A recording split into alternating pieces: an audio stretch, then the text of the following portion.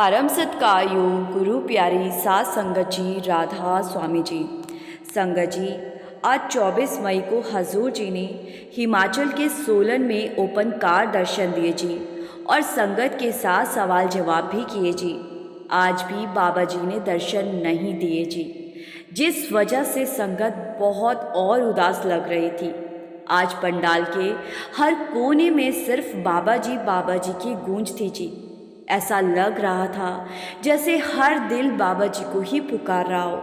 संगत की भावनाएं इतनी उमड़ी कि कई सत्संगियों की आंखों से आंसू बह निकले जी। आज जो सवाल जवाब हुए वो बहुत गहरे और मार्गदर्शक थे जी। अब मैं आपके साथ एक एक सवाल और हजूर जी के जवाब साझा करने जा रही हूँ जी। जब हजूर जी स्टेज पर आए तो सबसे पहले आधे घंटे तक आप जी ने अपनी दृष्टि से सभी पर कृपा की जी। इसके बाद दो शब्द सुनाए गए। पहला था, अब तो ही जान न देऊं मेरे राम प्यारे, और दूसरा था, साहा धरत भई हरियाल वाली जिथे मेरा सतगुरु बैठा आवे।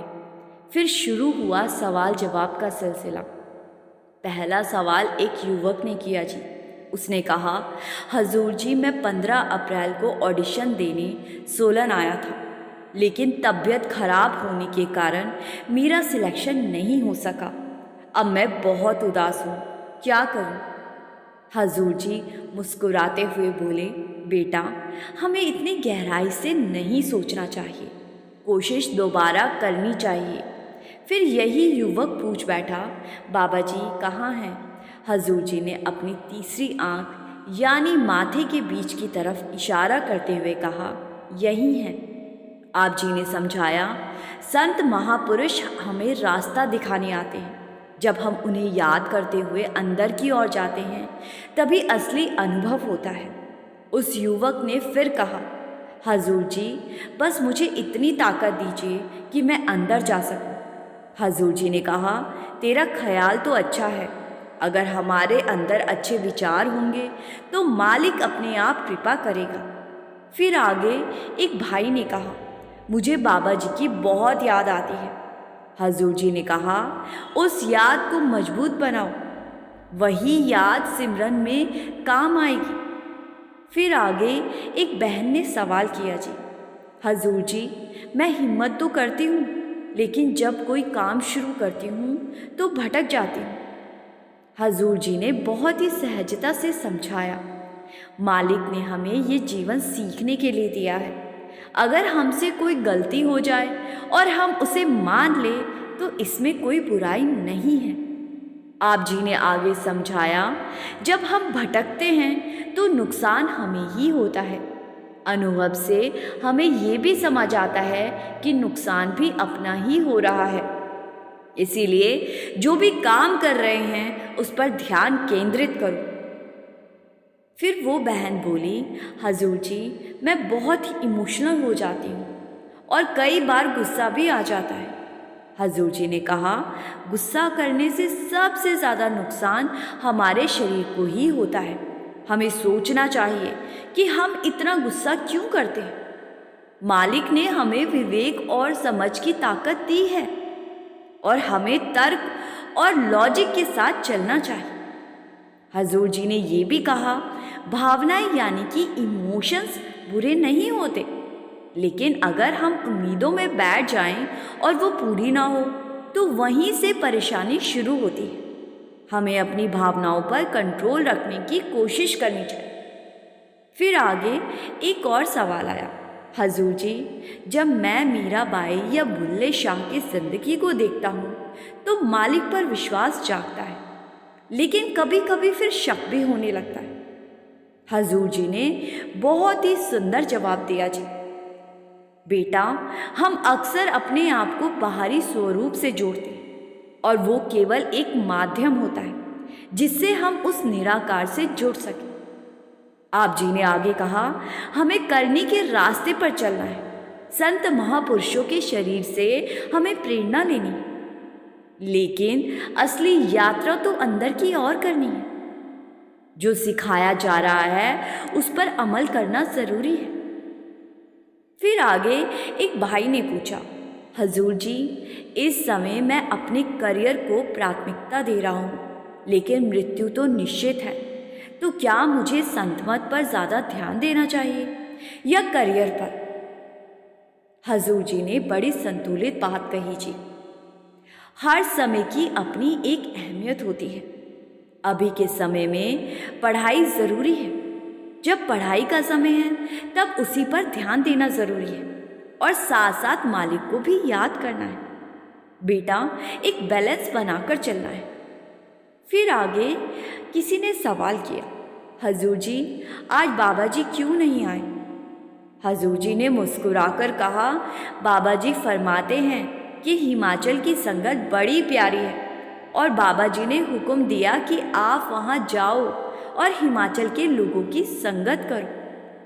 फिर आगे एक बीवी ने भावुक होकर पूछा, हजूर जी, क्या बाबा जी ने हमें छोड़ दिया? हजूर जी बड़े प्रेम से बोले, नहीं, बाबा जी ने कभी भी हमें छोड़ा नहीं, वो तो हर पल हमारे साथ है। हजूर जी ने आगे कहा, बीबी, हमें सिर्फ उनके शरीर से नहीं जुड़ना चाहिए, बल्कि उनकी प्रेरणा को लेकर अपने भीतर उतरना चाहिए। जितना आप बाबा जी को याद करती हो, उतना ही मैं भी उन्हें मिस करता हूँ। फिर किसी ने हजूर जी से कहा कि मैं बैडमिंटन खिलाड़ी हूँ और आपसे आशीर्वाद लेने आया। हजूर जी ने मुस्कुराकर उन्हें आशीर्वाद भरी नज़रों से देखा। फिर आगे एक बच्ची ने पूछा, हजूर जी, जिनको नाम नहीं मिला वो ध्यान कैसे करें? हजूर जी ने कहा, फिलहाल तुम्हारा ध्यान पढ़ाई पर होना चाहिए। अपने माता पिता के साथ अच्छा व्यवहार करो। जब समय आएगा तब तुम्हें नाम और ध्यान की विधि पूरी तरह समझाई जाएगी। हर चीज़ का एक समय होता है बेटा। फिर आगे किसी ने पूछा, हजूर जी, जिनसे हम दूर जाना चाहते हैं वो बार बार हमारे सामने क्यों आ जाते हैं? हजूर जी ने बड़ी सहजता से समझाया, बेटा, ये सब हमारे मन की चाल है। जिस चीज़ को हम ज़्यादा ध्यान देते हैं वही हमारे सामने आ खड़ी होती है। इसीलिए जो हमें परेशान करता है उसे अपने ध्यान से हटा दो, उसे महत्व देना बंद करो।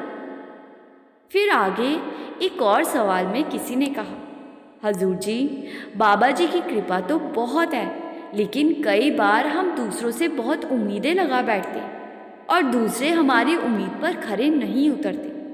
फिर ऐसे में हम क्या करें? हजूर जी ने कहा, हमें सबसे पहले खुद से सीखना है, दूसरों से कम उम्मीद रखनी है। जब हम अपने आप को बेहतर बनाने में लगते हैं तो दुख कम होते हैं। सुख की उम्मीद वहीं से होती है जहाँ से हम कुछ पाना चाहते हैं, और जब वहाँ से हमारी इच्छाएं पूरी नहीं होती तो वही जगह हमें दुख भी देने लगती है। हजूर जी ने आगे कहा, हमें दूसरों की जिम्मेदारियां नहीं देखनी चाहिए, बल्कि हमें देखना चाहिए कि हमारे निभाए जा रहे रिश्ते में हमारी जिम्मेदारी क्या है। जब हम अपने 100% देंगे तो ऊपर जाकर हमारी गिनती उसी के अनुसार होगी। उम्मीद केवल मालिक से रखनी चाहिए, ना कि बाकी दुनिया से। फिर आगे एक बहन ने पूछा, हजूर जी, मेरा बेटा कहाँ होगा? शायद वो हिमाचल में था। हजूर जी ने बहुत भावपूर्ण उत्तर दिया, जहाँ भी मालिक ने उसे रखा है वहाँ उसकी देखभाल मालिक सबसे बेहतर तरीके से कर रहे हैं। अब हमें अपना रास्ता खुद तय करना और अपने बच्चों की परवरिश भी खुद करनी है। फिर आगे किसी ने भावुक होकर कहा, हजूर जी, हमारा सत्संग घर आपका इंतज़ार कर रहा है। पहले मेरी बहन ने आपसे प्रार्थना की, फिर मेरे भाइयों ने भी की थी। बाबा जी ने कहा था कि आपके गांव की सड़क भी टूटी हुई है। आगे उस बहन ने हंसते हुए कहा, अब तो सड़क भी ठीक हो गई है। हजूर जी ये सुनकर बहुत ही हंसे और कहा, अब तो तुमने इतनी लंबी कहानी बना दी। अगर मैं अभी चल पड़ा तो क्या आप वहीं होंगे? सारी संगत इस पर जोर जोर से हंस पड़ी थी जी। फिर आगे एक भाई ने सवाल किया, हजूर जी, मेरे मन में बहुत सारे ख्याल आते हैं, बहुत सारी सोच चलती रहती है, कभी कभी बुरे विचार भी आते, मैं इसे कैसे रोकूं? हजूर जी ने समझाया, बेटा, सोचने मात्र से कोई कर्म नहीं बनता। जब हम अपनी सोच को व्यवहार में लाते हैं तभी वो कर्म बनता है। मालिक ने हमें विवेक दिया है जिससे हम सही और गलत में फर्क कर सकते। हजूर जी ने कहा, जैसे गाड़ी का स्टीयरिंग हमारे हाथ में होता है तो गाड़ी पर हमारा नियंत्रण होता है, वैसे ही मन पर भी हमारा नियंत्रण है। गाड़ी भी हमारी है, रास्ता भी हमारा है और दिशा तय करने की ताकत भी हमारे पास है। हजूर जी ने आगे समझाया कि जब हम अपने मन को वश में करना सीख लेते हैं तो धीरे धीरे वो भी हमारी बात मानने लगता है। हजूर जी कहते हैं कि आजकल हम दिन भर मोबाइल में लगे रहते हैं, हमारा पूरा ध्यान उसी में डूबा रहता है और इसी वजह से हम बहुत कुछ खो देते हैं। फिर आगे एक भाई भावुक होकर बोले, हजूर जी, मेरी बात थामे रखिए, मेरी उंगली मत छोड़िए। हजूर जी मुस्कुराए और कहने लगे, बेटा, मालिक कभी भी अपने बच्चों की उंगली नहीं छोड़ता, कभी नहीं। इसके बाद एक बहन बोली, हजूर जी, मैं बाल पाठशाला से हूँ, मैं आपके सामने भजन गाना चाहती थी लेकिन मुझे मौका नहीं मिला। हजूर जी ने बहुत ही प्रेम से कहा, कोई बात नहीं बेटा, जब भी मौका मिलेगा ज़रूर गाओ। और बेटा, जब तुम किसी भी सेंटर में बैठकर पूरे मन से मालिक को याद करते हुए भजन गाती हो तब मालिक हर पल तुम्हारे पास होता है, चाहे तुम कहीं भी रहो। फिर आगे एक भाई ने कहा, हजूर जी, मेरे पास कोई सवाल नहीं है। हजूर जी हंसते हुए बोले, तुम खुद ही सवाल करते हो और खुद ही उसका जवाब दे देते हो, बहुत अच्छा। सारी संगत मुस्कुराने लगी। फिर हजूर जी ने कहा, बातचीत का ये माध्यम सिर्फ इसीलिए बना है ताकि हम मालिक को याद करते रहें। संतों की वाणी तो शुरू से एक ही रही, हमें एक अच्छा इंसान बनना है और मालिक से जुड़ना है। संत मत का रास्ता दिखने में आसान है लेकिन इसे अपनाने के लिए मेहनत बहुत करनी पड़ती है और उस मेहनत का फल भी हमें ही मिलेगा। फिर आगे एक भाई ने पूछा, हजूर जी, इस दुनिया में सब कुछ है लेकिन लोग ज़मीन जायदाद को लेकर झगड़ते क्यों हैं? हजूर जी ने कहा, बेटा, ये सब मोह और जुड़ाव की वजह से होता है। हम अपने छोटे से घेरे में सिमट जाते हैं और उसी में उलझते रहते हैं। जो कुछ भी हमारी किस्मत में लिखा है वो हमें मिलेगा ही मिलेगा और जो नहीं लिखा उसे दुनिया की कोई ताकत हमें नहीं दे सकती। जिस दिन हमें इसका सच्चा एहसास हो गया उस दिन ये सब मोह, ज़मीन, जायदाद सब छूट जाएगा। फिर आगे एक बहन ने कहा, हजूर जी, मैं नौकरी करती हूँ और मुझे बहुत तनाव हो जाता है। हजूर जी ने समझाया, बेटा, हर काम को करने से पहले उसकी योजना बनाना सिखाया जाता है। कई बार अहम की भावना आ जाती है और हम सोचते हैं कि किसी की मदद नहीं लेंगे, लेकिन जब सारा बोझ अकेले उठाना पड़ता है तब समझ आता है कि अगर हम मदद मांग लें तो काम बंट जाता और आसान हो जाता। फिर आगे किसी ने पूछा, हजूर जी, मेरी माँ बहुत चिंता करती है। हजूर जी ने मुस्कुराकर कहा, बेटा, मेरी माँ भी बहुत चिंता करती है। माँओं का तो काम ही होता है बच्चों की फिक्र करना, लेकिन तुम मेहनत करो, अच्छे अंक लाओ तो उनकी चिंता भी अपने आप मिट जाएगी। फिर आगे वही भाई भावुक होकर बोले, हजूर जी, मुझे बाबा जी की बहुत याद आती है। हजूर जी ने कहा, बेटा, मुझे भी बाबा जी की बहुत याद आती है। लगता है जैसे वो आज भी हमारे साथ छुपन छुपाई खेल रहे। फिर आगे किसी ने पूछा, हजूर जी, सत्संगियों को दुख ज़्यादा क्यों मिलता है? हम दूसरों को देखते हैं तो लगता है कि वो बहुत खुश है। हजूर जी ने कहा, बेटा, ये हमारा भ्रम है।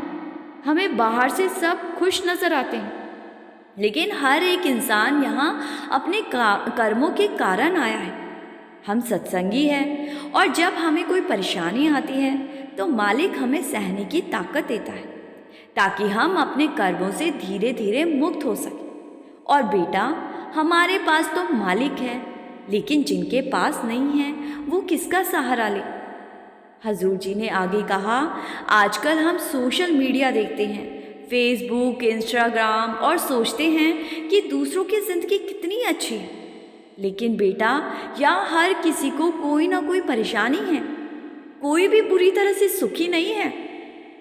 फिर आगे एक बहन ने बहुत सच्चे दिल से कहा, हजूर जी, मुझे अंदर से आपके दर्शन चाहिए।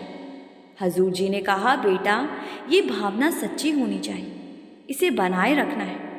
जब हम अपने पैरों पर खड़े हो जाएंगे, मेहनत करेंगे, तो निश्चित रूप से अंदर से दर्शन होंगे। फिर आगे एक भाई ने पूछा, हजूर जी, मैंने बाबा जी से नामदान लिया है, क्या इससे मेरी मुक्ति हो जाएगी? हजूर जी ने कहा, बेटा, मुक्ति तभी मिलेगी जब हम नाम का सिमरन करेंगे।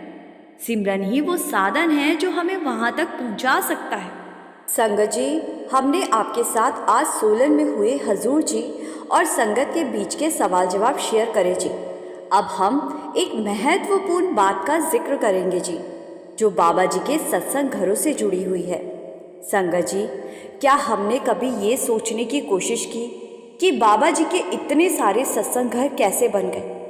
जब हम एक शहर से दूसरे शहर जाते हैं तो रास्ते में हम अक्सर जगह जगह पर सत्संग घर देखते हैं, जो दिखने में इतने खूबसूरत होते हैं कि कोई भी देखे बिना नहीं रह सकता।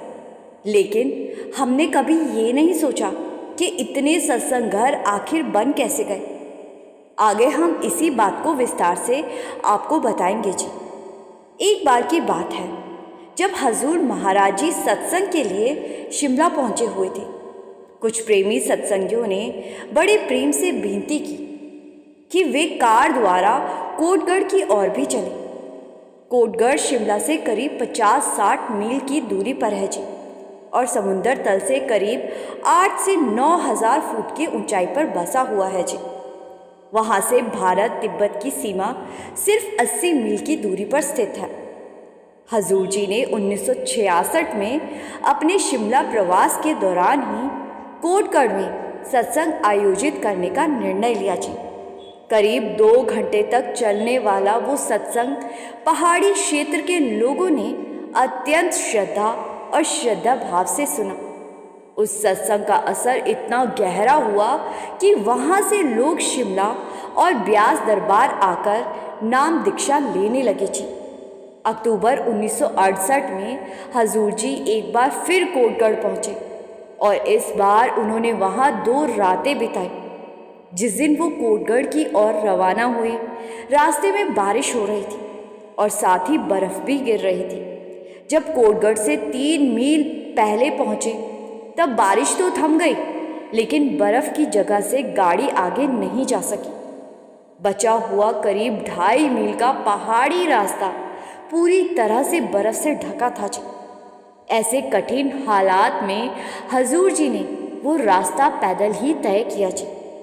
इस यात्रा के दौरान हजूर जी ने वहाँ 3 सत्संग किए और 210 लोगों को नामदान की अमूल्य सौगात दी जी। जब हजूर नामदान आरंभ ही करने वाले थे, उसी समय तिब्बत सीमा के निकट किसी गांव से 3 व्यक्ति वहां पहुंचे। उन्हें कहीं से ये पता चला कि कोई महान संत कोटगढ़ में आए हुए हैं।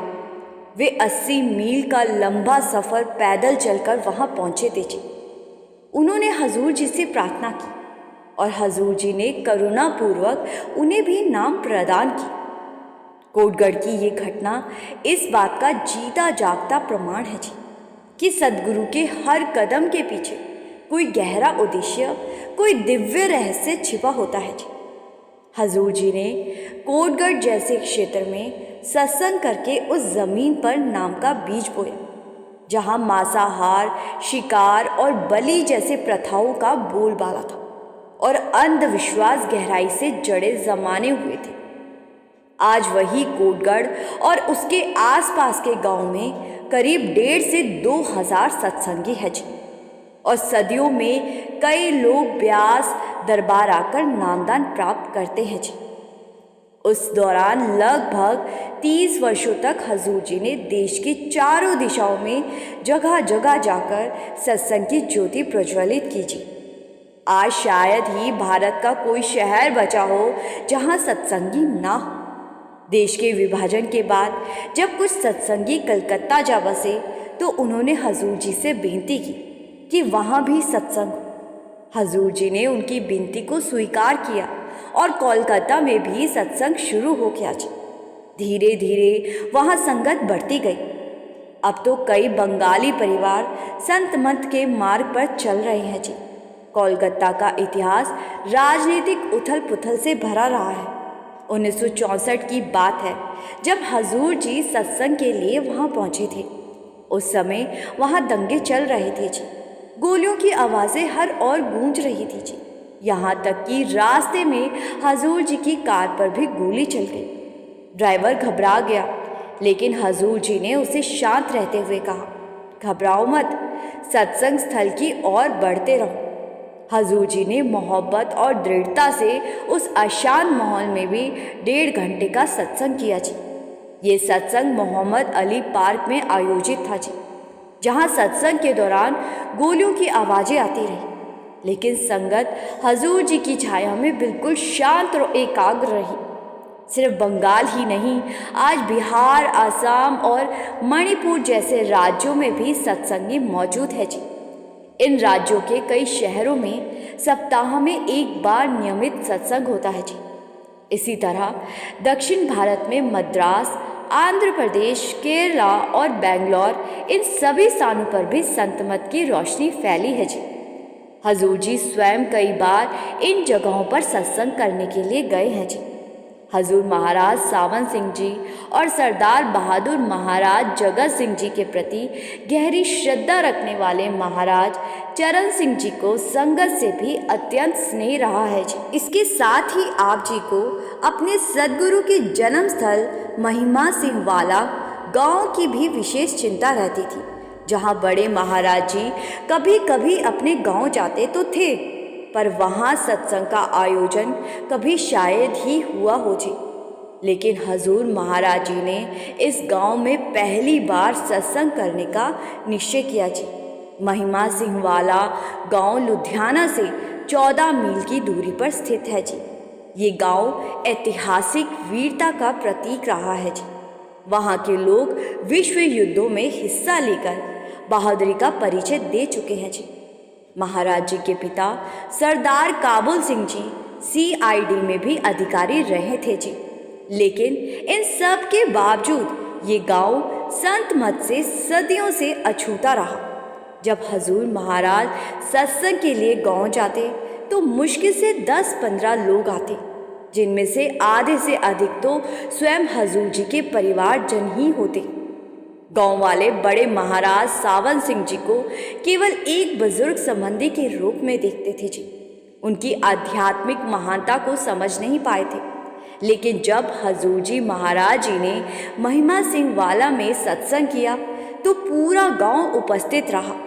हजूर जी ने श्री गुरु ग्रंथ साहिब से एक शब्द लिया और उसकी बड़ी संजीव सशक्त और भावपूर्ण व्याख्या की जी। गांव के लोग मंत्रमुग्ध होकर सुनते रहे जी, जैसे उनके भीतर कोई नई चेतना जाग उठी हो। एक बार जब हजूर महिमा सिंह वाला गांव पहुंचे तो आप जी ने वहां के बुजुर्गों को अत्यंत विनम्रता से सिर झुकाकर प्रणाम किया जी और स्वयं वयस्क लोगों से आत्मीयता से मिले जी। उनके इस व्यवहार ने ऐसा वातावरण बना दिया मानो कोई अपना ही बहुत वर्षों बाद अपने गांव लौट आया हो जी। लोगों को लगा जैसे उनका ही बेटा या भाई जो बरसों दूर था अब फिर से अपने बीच आ खड़ा हुआ है जी। सत्संग में करीब 20,000 लोग उपस्थित थे जी। विदेशों से आए 25-30 सत्संगियों को देखकर गांव वालों पर बड़ा प्रभाव पड़ा जी। उन्हें गर्व हुआ कि उनके ही गांव और परिवार से निकले इस इंसान को इतनी प्रतिष्ठा और सम्मान मिला है जी। लेकिन दुर्भाग्यवश गांव वाले अभी भी संत मत की गहराई और असल शिक्षा से बहुत दूर थे जी। हजूर जी ने तय किया कि साल में 2 बार वहाँ सत्संग का आयोजन किया जाएगा। समय बीतने के साथ गांव के लोगों में हजूर के प्रति प्रेम और संत मत में रुचि जागने लगी जी। हजूर जी और उनके परिवार ने महिमा सिंह वाला गांव की अपनी सारी जमीन सत्संग के लिए समर्पित कर दी जी। बड़े महाराज जी का पुराना निवास स्थान जो जीर्ण अवस्था में था, हजूर जी ने स्वयं उसकी मरम्मत और सौंदर्यकरण करवाया जी। कुछ सत्संगों के बाद गांव के लोग नामदान की याचना करने लगे, पर हजूर जी ने फरमाया कि नाम वही लोग ले जो इसके लिए भीतर से तैयार हो, जिनमें सच्ची तड़प हो। धीरे धीरे संगत महिमा सिंह वाला गांव के सत्संगों में बढ़ने लगे जी। आसपास के गांव जैसे गुजरवाल और नारंग, जहां बड़े महाराज जी ने अपनी प्रारंभिक शिक्षा पाई थी, वहां से भी लोग आने लगे जी। यही वे लोग थे जो कभी बड़े महाराज जी के समय राधा स्वामी नाम सुनकर भी चिढ़ जाते थे जी और सत्संग से दूर भागते थे जी। लेकिन हजूर जी की कृपा से अब उन्हीं के मनों में प्रेम और भक्ति की लौ जल उठी है जी। हालांकि महिमा सिंह वाला के लोग काफ़ी समय तक सत्संग में केवल दर्शक बनकर रहे थे जी। वे व्यवस्था में कोई भाग नहीं लेते थे, ना ही सेवा में आगे जाते थे। लेकिन एक घटना ने सब कुछ बदल कर रख दिया जी। कुछ वर्ष पहले, सत्संग से 7 दिन पहले, गांव में इतनी मूसलाधार बारिश हुई कि सारे कच्चे रास्ते कीचड़ में बदल गए जी। गाड़ियां गांव तक नहीं पहुंच पा रही थी। शामियाने और अन्य ज़रूरी सामान ट्रकों में भरकर गांव से 1 मील दूरी पक्की सड़क पर ही उतार दिए गए। बारिश रुक रुक कर होती रही, जिससे रास्ते की हालत और ख़राब हो गई जी। संगत की ओर से कुछ लोगों ने हजूर जी से प्रार्थना की कि ऐसे में सत्संग रद्द कर दिया जाए, क्योंकि ना तो सामान गांव तक पहुंच सकता है और ना ही संगत को आने में सुविधा होगी।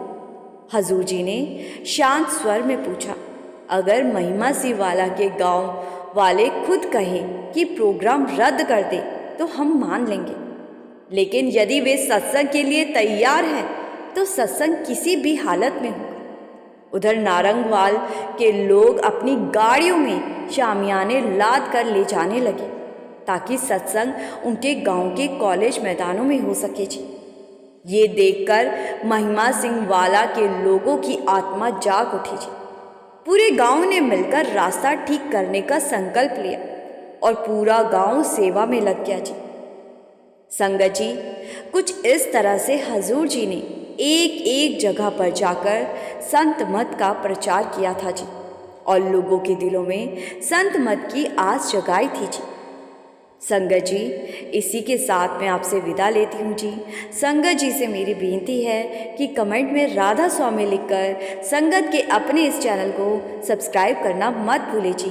गुरु प्यारी साध संगत जी, राधा स्वामी जी।